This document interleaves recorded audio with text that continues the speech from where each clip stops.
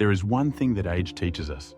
Our bodies are no longer as strong, as limitless as they were in our 20s or 30s. Everything has its boundaries, especially the kidneys. For many Americans over 50, the slowing down of the body has already become noticeable.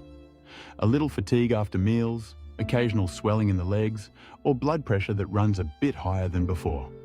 Yet how many people realize that much of this can be traced back to something small, the kinds of protein we consume every day? We grew up being told, eat more protein to stay strong, to keep your muscles, to live longer. But the truth is, not every type of protein is a friend to your kidneys. Today, I'd like to invite you to sit down with me, as if we were having a heartfelt conversation. This isn't going to be a dry lecture, and it's not about scaring anyone. It's about gently looking at things together, with clear eyes and with a heart that truly wants to live long and live well. Because after the age of 50, every small choice we make at the table can either be a gift to our kidneys or a hidden burden we might not notice right away. And there are certain kinds of protein that seem pure, that seem good, but quietly wear away at our health. The 6 foods I'm about to share are prime examples. I don't tell you this to frighten you, but so you can see more clearly and make wiser choices for yourself. You may have heard of whey protein isolate, the white powder that so many people at the gym treat like a miracle supplement. Advertisements praise it as pure, easily absorbed, and fat-free. But if you're over 50, if you live with high blood pressure, diabetes, or simply want to protect your kidneys, whey isolate can actually become a burden. At this stage of life, your body doesn't need a rush of pure protein flooding directly into the bloodstream. Every gram of protein, once metabolized, creates nitrogen waste, and it's the kidneys that must work overtime to filter it out. In youth, the kidneys are strong, but after age 50, their filtering capacity begins to decline. Studies show that, on average, the glomerular filtration rate drops by about 10% every decade. Yet with whey isolate, you're adding a protein that comes with almost no fiber, no anti-inflammatory compounds, no supportive nutrients, just pure pressure on your kidneys. It's like forcing an old machine to run at full speed. Sooner or later, something breaks down. But the good news is, you don't need to. You can choose gentler, kidney-friendly sources of protein. Unsweetened nut milk, soft tofu, or even something as simple as a boiled egg. And then, there's the story of canned black beans. On the surface, they seem healthy, plant-based, full of fiber. But did you know that just one serving of canned black beans can contain nearly 600 milliliters of potassium? For someone with normal kidney function, that might not be a big issue. But for those at risk of kidney disease, that number is a real burden. On top of that, the sodium content in canned foods often rivals that of an entire bag of potato chips. Many people with high blood pressure, heart failure, or kidney problems find their condition worsens because of this so-called healthy choice.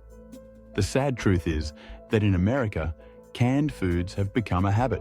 Convenient, inexpensive, and always available. But that convenience often comes at the cost of swelling, fatigue, and higher blood pressure. Not exactly what you want after 50. Instead, with just a little patience, you can choose differently. Buy dried beans, soak them overnight, and cook them at home. They taste better, carry far less sodium, and are much kinder to your long-term health. And then we come to beef, the symbol of America, the pride of family dinners, from elegant steakhouses to backyard burgers. But after the age of 50, beef turns into more of a burden than a blessing. Even if you choose lean cuts, beef still carries saturated fat, phosphorus, and uric acid. Together, these 3 form a nightmare for your blood vessels and kidneys. They fuel inflammation, raise the risk of gout, and contribute to heart disease, which remains the leading cause of death in the United States. I understand giving up beef entirely can be difficult. It's tied to memories, to joy, to traditions at the table. But you don't have to give it up completely. Simply cutting back, swapping a steak for white fish, eggs, or tofu can give you all the protein you need, while easing the load on your kidneys. Sometimes good health isn't about grand sacrifices, but about simple choices, eating less, choosing lighter, living wiser. Sausages, a piece of childhood memory, from picnics and ball games to quick breakfasts. But today's sausages are really just memories wrapped in chemicals. sodium, nitrates, phosphates, oxidized fats. Together, they form a storm that strikes the kidneys and the blood vessel cells.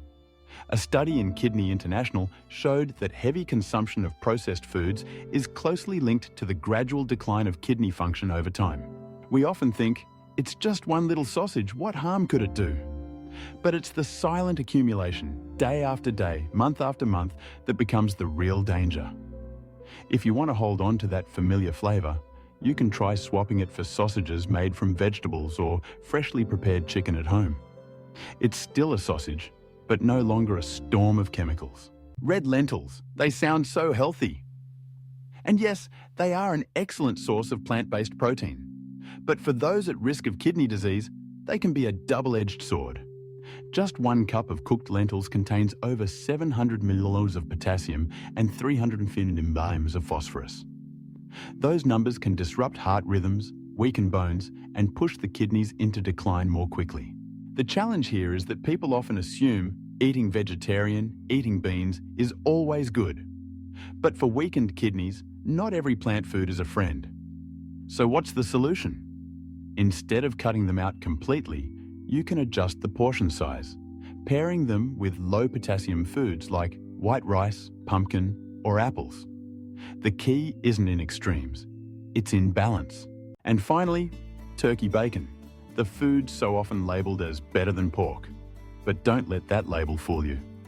Just 1 slice of turkey bacon can pack over 500 millilogs of sodium, not to mention phosphates and nitrites, the 3 silent enemies of the kidneys. Americans love bacon, and I understand that. But this so-called healthy alternative is really just another version of processed meat. It still fuels inflammation, still causes fluid retention, still raises blood pressure. The only difference is that it wears a healthy disguise to make it easier to sell. If you truly want a healthier option, try replacing it with slices of freshly grilled chicken or a piece of baked salmon. Delicious, satisfying, and far kinder to your kidneys. What do all 6 of these foods have in common? It's the contradiction between their healthy appearance and their true impact inside the body. Whey protein isolate looks pure. Black beans and lentils are plant-based. Turkey is marketed as lean and healthy.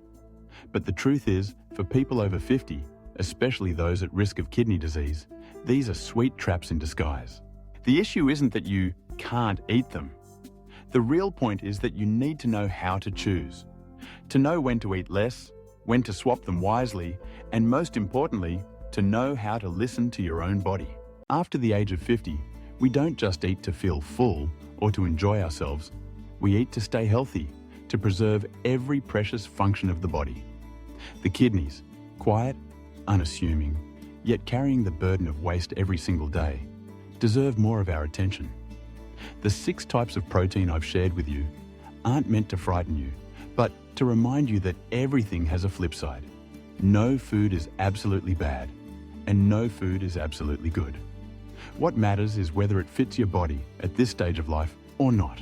When you choose to eat less red meat, when you cook dried beans instead of opening a can, when you swap a strip of bacon for a piece of grilled fish, that's more than just a change on your plate. It's a message you send to yourself. I want to live healthy. I want to protect my body. I want my later years to still be full of energy and joy. Health is not sacrifice. It is freedom. Freedom to enjoy life without worrying about the numbers on a lab report. And sometimes that freedom begins with the smallest of choices, right there at the dining table, every single day.